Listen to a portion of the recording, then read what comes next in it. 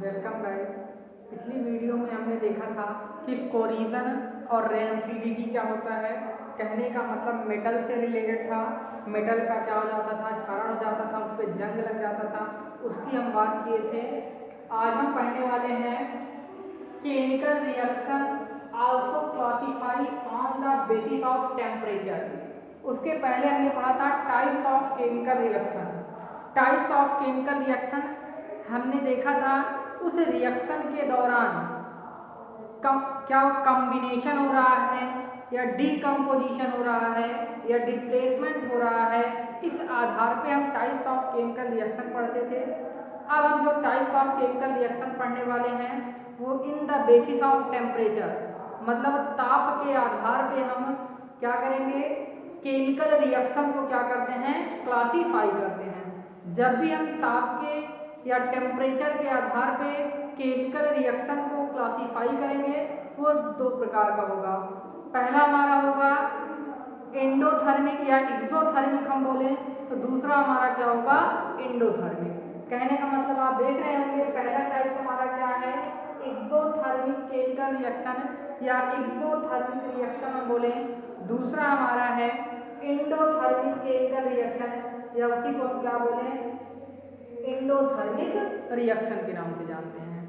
यहाँ पे हम एक्सोथर्मिक को ऊष्माक्षेपी अभिक्रिया के नाम से जानते हैं और एंडोथर्मिक को ऊष्माशोषी अभिक्रिया के नाम से जानते हैं।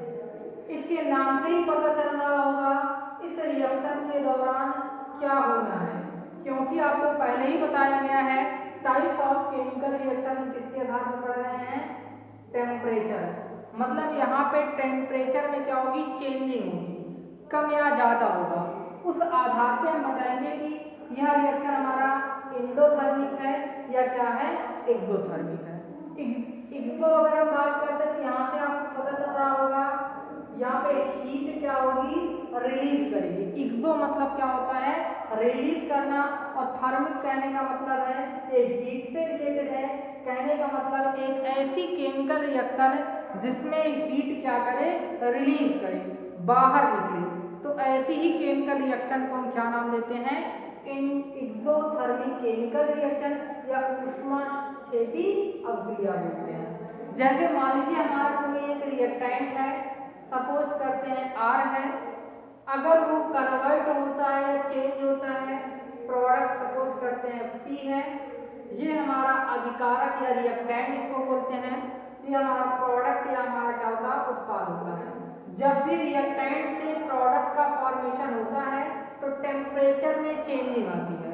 उस टेम्परेचर में चेंजिंग के आधार पे हम उसको बोलेंगे एक्सोथर्मिक या एंडोथर्मिक बोलेंगे। में भी अगर हम मानते हैं रिएक्टेंट से प्रोडक्ट का फॉर्मेशन हो रहा है, मान लीजिए अगर रिएक्टेंट का टेम्परेचर क्या है, कम, और जैसे ही प्रोडक्ट में बदले टेम्परेचर क्या हो जाए, ज़्यादा।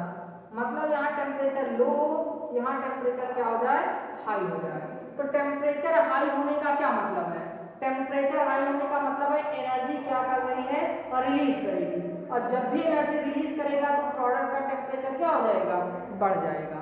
रिएक्टेंट से प्रोडक्ट का टेम्परेचर क्या होगा, इंक्रीज करेगा। इसका इंक्रीज कैसे करेगा, क्योंकि वहां से एनर्जी क्या होगी, रिलीज करेगी, बाहर निकलेगी। जब भी एनर्जी बाहर निकलेगी, रिलीज करेगी, वहां पे प्रोडक्ट का टेम्परेचर क्या हो जाएगा, इंक्रीज हो जाएगा। और प्रोडक्ट का टेम्परेचर इंक्रीज होने का मतलब एक ऐसा रिएक्शन है, एक्सोथर्मिक रिएक्शन है।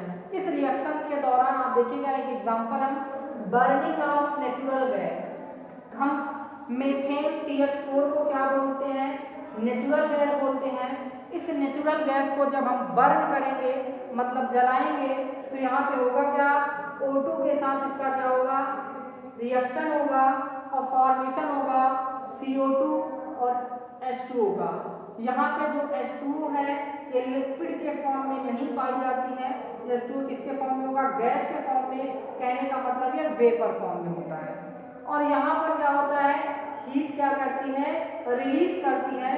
कहने का मतलब इस रिएक्शन के दौरान ऊष्मा क्या होगी, बाहर निकलेगी। अगर किसी भी रिएक्शन के दौरान ऊष्मा बाहर निकल रही है या एनर्जी रिलीज कर रही है, उस केमिकल रिएक्शन को हम नाम देते हैं ऊष्माक्षेपी या एक्सोथर्मिक रिएक्शन। जैसे यहाँ पर दिखाया गया सिंबल के साथ कि हीट क्या कर रही है, रिलीज कर रही है। अगर पॉजिटिव साइन के साथ है तो रिलीज कर रही है, अगर निगेटिव साइन के साथ होता तो ये क्या करता है, एनर्जी को एब्जॉर्ब करता, मतलब क्या करता, ग्रहण करता। सेकंड हम बात करने वाले हैं एंडोथर्मिक रिएक्शन की, मतलब ऊष्मा शोषी अभिक्रिया की। तो यहाँ से नाम से ही पता चल रहा होगा, ऊष्मा शोषी मतलब ऊष्मा को क्या करेगा, अवशोषित करेगा। अगर ऐसा होगा तो उसी रिएक्शन को हम क्या बोलेंगे, ऊष्मा शोषी अभिक्रिया बोलेंगे। और एंडो का मतलब ही होता है ऊष्मा को अब्जॉर्ब करना, और यहाँ थर्मिक मतलब क्या होता है, ऊष्मा होता है। तो यहाँ पे देखिएगा इसमें क्या होता है, जब भी रिएक्टेंट से प्रोडक्ट का फॉर्मेशन होगा, यहाँ पर रिएक्टेंट की एनर्जी क्या होगी, ज्यादा होगी, और प्रोडक्ट में जब कन्वर्ट होगा तो इसकी एनर्जी क्या हो जाएगी, कम हो जाएगी। बात को समझिएगा, यहाँ पर रिएक्टेंट की एनर्जी क्या होगी, ज्यादा होगी, और प्रोडक्ट की एनर्जी क्या होगी, कम होगी। और यहाँ पे एनर्जी क्या होगी, हम प्रोवाइड करवाते हैं। जैसे कहने का मतलब क्या है, इस रिएक्शन को कराने के लिए हमें बाहर से एनर्जी रिएक्टेंट को देनी पड़ती है। जब रिएक्टेंट को एनर्जी देते हैं वो किस में कन्वर्ट होता है, प्रोडक्ट में कन्वर्ट होता है, और प्रोडक्ट की एनर्जी क्या होती है, कम होती है। जैसे मान लीजिए यहाँ पे आप देखेंगे, ये हमारा क्या है, कैल्शियम कार्बोनेट, और कैल्शियम कार्बोनेट इसके अगर हम इसको क्या दें, ऊष्मा देते हैं। अगर हम कैल्शियम कार्बोनेट को ऊष्मा दें तो ये कैल्शियम कार्बोनेट किसमें बदलता है, CO, कैल्शियम ऑक्साइड, और किसमें CO2 मतलब कार्बन डाइऑक्साइड गैस। इसको हम लाइमस्टोन भी बोलते हैं, इसको क्विक लाइम बोलते हैं। यहाँ पर जब कैल्शियम कार्बोनेट को हम हीट देते हैं, ये ब्रेक कर जाता है, इसका डीकम्पोजिशन हो जाता है, और कैल्शियम ऑक्साइड और कार्बन डाइऑक्साइड गैस में क्या कर जाता है, ब्रेक कर जाता है। इस रिएक्शन में हमको बाहर से एनर्जी देनी पड़ती है, ऊष्मा देनी पड़ती है। इस प्रकार के रिएक्शन को हम क्या बोलेंगे, ऊष्मा शोषी अभिक्रिया या एंडोथर्मिक, क्योंकि यहाँ पे ऊष्मा हम बाहर से रिएक्शन को क्या कर रहे हैं, प्रोवाइड करा रहे हैं। अब यहाँ पे हीट के प्लेस पे आप सनलाइट या इलेक्ट्रिसिटी का यूज कर सकते हैं। जैसे यहाँ पे आप देखिएगा रिएक्शन में या तो हीट का आपको ऊपर लिखा हुआ दिखाई देगा, या सनलाइट लिखा हुआ दिखाई देगा, या इलेक्ट्रिसिटी। तो यहाँ पर ऐसा नहीं है कि यहाँ पे अगर आप इस हीट के स्थान पे लाइट कर देंगे तो रिएक्शन हो जाएगा, ऐसा नहीं है। पर्टिकुलर रिएक्शन के लिए हीट की अलग कंडीशन होती है, और लाइट की अलग कंडीशन होती है, और इलेक्ट्रिसिटी की अलग कंडीशन होती है।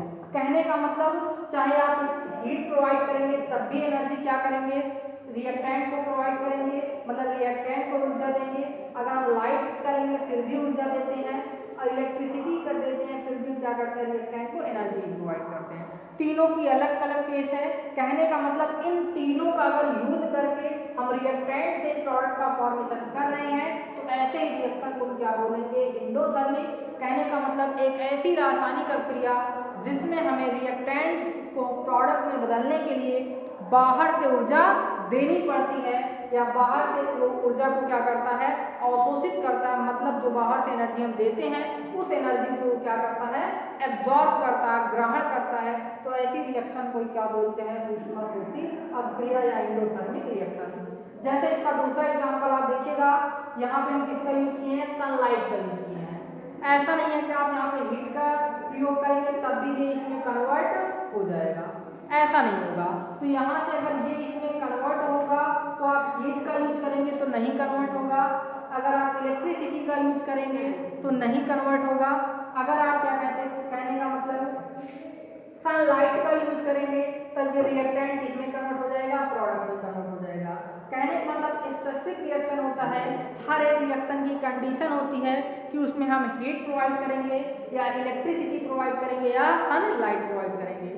कहने का मतलब तीनों की केस में होगा क्या, आपको ऊष्मा क्या होगी, देनी पड़ेगी, रिएक्टेंट ऊष्मा को अवशोषित करेगा।